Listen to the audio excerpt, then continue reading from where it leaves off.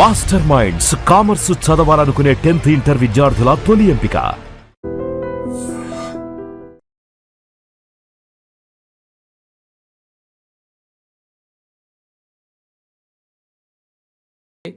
పులి ఉన్నటువంటి ప్రాంతాలు ప్రధానంగా రెండు. ఒకటి ఆమ్రాబాద్ టైగర్ రిజర్వ్ అనేది ఒకటి, ఇంకొకటి కవాల్ టైగర్ రిజర్వ్ నేను పనిచేస్తున్నటువంటి ప్రాంతం. ఈ రెండు ప్రాంతాల్లో టైగర్ రిజర్వ్స్ ఇవి. దేశంలోనే 58 టైగర్ రిజర్వ్స్ ఉన్నాయి. అందులో రెండు మన దగ్గర ఉన్నాయి. ఆమ్రాబాద్లో చాలా సుమారు 30-35 టైగర్స్ వరకు ఉన్నాయి. అవి అవతల పక్కన ఉన్నటువంటి కృష్ణానదికి అవతల పక్కన ఉన్నటువంటి ఆంధ్రప్రదేశ్లో నాగార్జున సాగర్, శ్రీశైలం టైగర్ రిజర్వ్ ఉంది కదా, సో అటువైపు కూడా వెళ్ళొస్తుంటాయి. సో అక్కడ 30-35 సుమారు 27-28 వరకు పెద్దవి ఉన్నాయి. చిన్న కప్స్ కూడా ఉంటాయి అన్నమాట, ఒక 7-8 కప్స్ వరకు ఉన్నాయి. అలాగే కవాల్ టైగర్ రిజర్వ్లో కూడా ఇప్పటికీ ఒక 7-8 రిపోర్ట్ అవుతుంటాయి ఇప్పటికీ. సో ఇప్పుడు ఈ రెండు మనం ఇందాక చెప్పుకున్నటువంటి ఆంధ్రప్రదేశ్ అలాగే తెలంగాణలో తిరుగుతున్నటువంటి పులులు అక్కడి నుంచి వచ్చినటువంటివే.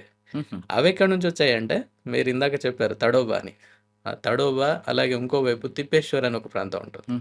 తిప్పేశ్వర్ అండ్ తడోబా ఈ ప్రాంతంలో అక్కడ ఉన్నటువంటి అటవీ శాఖ చేపట్టినటువంటి సంరక్షణ కార్యక్రమాల కారణంగా వాళ్ళ టైగర్ రిజర్వ్స్లో టైగర్ల సంఖ్య చాలా బాగా పెరిగిపోయింది. సార్ అక్కడ తిప్పేశ్వర్తో పాటు చంద్రపూర్ కూడా ఉంది కదా? చంద్రపూర్ ఇదంతా ఏంటి, తడోబా అనేది చంద్రపూర్ జిల్లా చంద్రపూర్ అనమాట. కాకపోతే అడవి ఆ ప్రాంతంలో ఉంటుంది, ఇది తడోబా ప్రాంతం. బలార్షా మీరు పేరు విని ఉంటారు. బలార్షా దాటి వెళ్ళాల్సి వస్తుంది, బలార్పూర్ అని కూడా అంటారు. అయితే అడవి ఉన్నటువంటి ఈ ప్రాంతాలు ఇటు తిప్పేశ్వర్ కానీ అవి అంటే మిగతా ప్రాంతాల్లో కూడా అడవి ఉంది, లేదని కాదు. కాకపోతే టైగర్ రిజర్వ్స్ అనేటువంటి కాన్సెప్ట్ ఎలా వచ్చిందంటే ఎక్కడైతే టైగర్స్ సంఖ్య ఎక్కువగా ఉందో వాటికి ప్రత్యేకంగా ఒక హోదా, టైగర్ రిజర్వ్ అనేటువంటి హోదా ఇచ్చేసి టైగర్లను పెంచుతున్నారు. అంటే వాటి యొక్క సంఖ్యను పెంచడానికి కావాల్సినటువంటి సంరక్షణ పద్ధతులన్నింటినీ అమలు చేస్తున్నారు అనమాట. ఇది కూడా ఎక్కడ వచ్చిందంటే మనది ఇప్పుడు యాక్చువల్గా ఏదైనా 19th సెంచరీ ప్రాంతంలో 1,00,000 టైగర్స్ ఉన్నటువంటి ఏరియాస్ ఇవన్నీ కూడా మన ప్రాంతంలో, మన దేశంలో 1,00,000 టైగర్లు కాస్త అది కొన్ని వేలకు వచ్చింది స్వతంత్రం వచ్చే టైంకి. ఆ తర్వాత 70లకు వచ్చేసరికి 100లకు వచ్చింది. 1,00,000 పోయి 1,000 పోయి 100లకు వచ్చింది. 100లకు రాగానే వెంటనే ఈ టైగర్స్ సంబంధించి ప్రత్యేకమైనటువంటి కార్యాచరణ చేపట్టింది అనమాట. అందులోనే ప్రాజెక్ట్ టైగర్ అనేటువంటిది.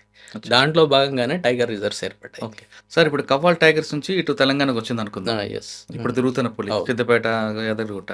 మరి ఆంధ్రప్రదేశ్లో రంపచోడవరం, తూర్పుగోదావరికి వచ్చిన పులి ఎక్కడి నుంచి వచ్చింది? అది కూడా అక్కడ నుంచే వచ్చింది సార్. ఏంటంటే మీరు ఎక్కడి నుండి ఒకసారి కవ్వాల్ టైగర్ రిజర్వ్ నుంచి అంటే మహారాష్ట్ర నుంచే వచ్చేసినాయి అనమాట ఇవన్నీ కూడా. అవునా?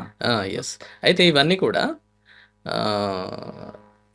ఇదేంటంటే ఒకే రకమైనటువంటి, మీరు ఒకసారి మ్యాప్ చూస్తే ఆ మ్యాప్ కనుక మనం పరిశీలిస్తే, ఏది వెజిటేషన్ మ్యాప్ అంటే చెట్లు అడవులు ఎక్కడెక్కడ ఉన్నాయని కానీ ఆలోచిస్తే క్లియర్గా ఇదంతా కూడా ఇక్కడ ఉన్నటువంటి తడోబా, ఆదిలాబాదు, తర్వాత కరీంనగర్, ఖమ్మము, ఈస్ట్ గోదావరి ఇట్లా ఇదంతా కలిసే ఉంటుంది. యాక్చువల్గా మనం మ్యాప్ చూస్తే తెలుస్తుంది, ఆ పచ్చదనం కనిపిస్తుంది అనమాట.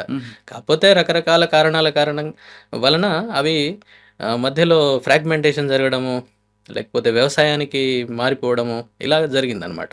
కానీ నిజానికి అదంతా కలిసి ఉన్నటువంటిదే. అదంతా మళ్ళీ లాస్ట్కి మళ్ళీ అది చివరికి వెళ్ళి అటు ఏది ఏఓబి మీరు ఇందాక అన్నారు కదా, ఒరిస్సా అటువైపు కూడా వెళ్ళిపోతుంది అది.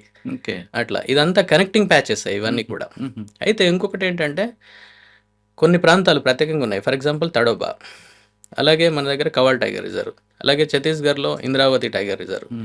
ఇవి టైగర్స్ ఉన్నటువంటి ప్రాంతాలు. వీటిని కనెక్ట్ చేస్తూ కారిడార్స్ అనేటువంటివి ఉంటాయి.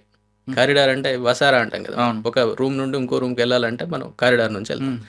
అట్లాగే కొన్ని ప్రాంతాలు కారిడార్ ప్రాంతాలు ఉంటాయి, అక్కడ నుంచి కూడా వెళ్తుంటాయి అన్నమాట. అవి వెళ్ళి ఒక ప్రొటెక్టెడ్ ఏరియా నుండి ఇంకొక ప్రొటెక్టెడ్ ఏరియా, లేక ఒక టైగర్ రిజర్వ్ నుండి ఇంకో టైగర్ రిజర్వ్ ఏరియాకి వెళ్తుంటాయి. అయితే ఇక్కడ ముఖ్యంగా బయటికి రావడానికి కారణాలు కనుక గమనిస్తే ఏవైనా కూడా, టైగర్ అనే కాదు ఏవైనా కూడా ప్రధానంగా ఏంటంటే ఫస్ట్ జరగాల్సి ఉన్నటువంటి కారణం ఆవాసం, వాటి యొక్క ఆవాసం నాశనం కావడం. అది మొట్టమొదటి కారణం. వాటి ఆవాసం దెబ్బతింటుంది. దానికి కారణాలు చాలా ఉన్నాయి.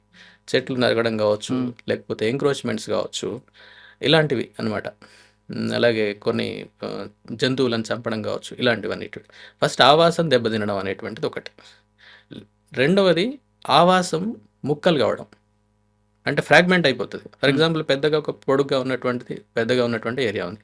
మధ్యలో పెద్ద రోడ్ వెళ్ళడము, లేకపోతే మధ్యలో వ్యవసాయానికి అక్రమంగా చెట్లు కొట్టేయడం, ఆ ఏరియా మొత్తం క్లియర్ కావడము, ఇలాంటివి మన దగ్గర చాలా జరిగాయి. ఓకే. ఇక్కడనే కాదు, ఎక్కడైనా చాలా దేశం మొత్తంలో ఉన్నాయి, వేరే ప్రపంచ దేశాల్లో కూడా చాలా చోట్ల ఉన్నాయి. సో ఒకప్పుడు వాటి ఆవాసం ఎట్లయితే ఇంటాక్ట్గా ఉండేదో ఇప్పుడు ఆ పరిస్థితి లేదు. బికాజ్ ఆఫ్ మన మనిషి యొక్క ఇంటర్ఫిరెన్స్ కారణంగా దాంట్లోకి వ్యవసాయం పేరుతోటో లేకపోతే ఇంకా అభివృద్ధి కార్యక్రమాలు కావచ్చు, ఇలాంటివి ఏవైనా కావచ్చు. అది ఇంకొకటి ఏంటంటే దానికి కావాల్సినటువంటి ఆహారం లేకపోవడం సమృద్ధిగా. ఇప్పుడు నేను ఇందాక చెప్పాను మీకు, వారానికి దానికి ఒకటి కావాలి, తినాల్సిందే ఆహారం, తినడం కోసమే, అదే దాచిపెట్టుకోవడం కోసమే కాదు, తినడం కోసమే, అప్పటి వరకు తినడానికే. సో అవి కూడా ఏం చేస్తున్నారంటే హంటింగ్, అదే పోచింగ్ అంటారు, చంపేస్తుంటారు. అలా ఆహారం కూడా వాటికి దొరకదు. ఆహారం కూడా దొరకకపోవడం కూడా దానివల్ల కూడా అది ఒక ప్రాంతం నుండి ఇంకో ప్రాంతానికి వెళ్తుంది. ఇంకొకటి ఏంటంటే ఒక దగ్గర అంటే నీటి సౌలభ్యం కూడా ఉండాలి. సరే, అది తర్వాత ప్రయారిటీ అనుకోండి. ఇలా రకరకాల కారణాలు. ఇంకొకటి ఆడపులి అనుకోండి, మగపులి కోసం, లేక మగపులి ఆడపులి కోసం మేటింగ్, దాని గురించి కూడా వెళ్తాయి, ఒక దగ్గర నుండి ఇంకో దగ్గరికి వెళ్తాయి. ఇలా కొన్ని కిలోమీటర్ల మేరకు అవి ప్రయాణం చేస్తూనే ఉంటాయి. ఈవెన్ కొన్ని వందల కిలోమీటర్లు కూడా వెళ్తాయి. ఇవన్నీ కారణాలు వాటన్నిటికీ కూడా. అంటే అభివృద్ధి కార్యక్రమాలు కావచ్చు, ఆవాసం నాశనం కావచ్చు, లేకపోతే అందులో వాటి యొక్క ఆహారం వాటికి దొరకకపోవడం కావచ్చు, ఇలాంటివన్నీ. ఇంకా కొన్ని సందర్భాల్లో అన్నీ బాగుంటాయి కానీ వాటి సంఖ్య పెరుగుతుంది, టైగర్ల సంఖ్య పెరుగుతుంది. ఫర్ ఎగ్జాంపుల్ తడోబానే అనుకున్నాం. తడోబాలో దేనికైనా కూడా ఒక క్యారింగ్ కెపాసిటీ అనేది ఒకటి ఉంటుంది.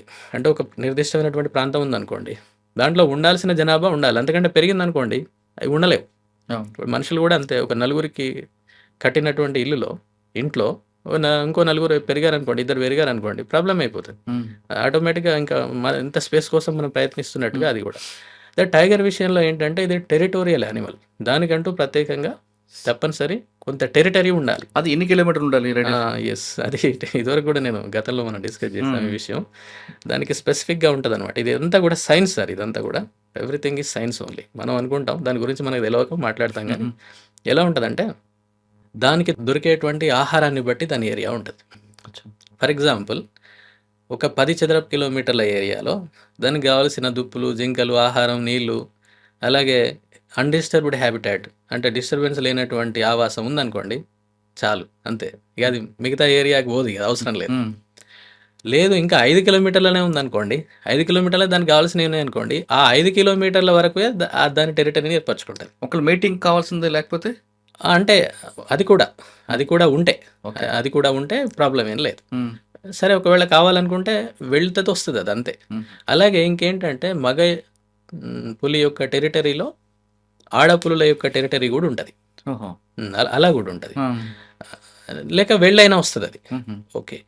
సో నేను ఇందాక చెప్పిన పాయింట్ ఏంటంటే ఒకవేళ ఆ ఏరియాలో ఫర్ ఎగ్జాంపుల్ ఇందాక మనం కారణాలలో దుప్పులు, జింకలు ఇట్లాంటి వాటిని చంపేయడం వలన వెళ్ళిపోతుంది అని అనుకున్నాం కదా.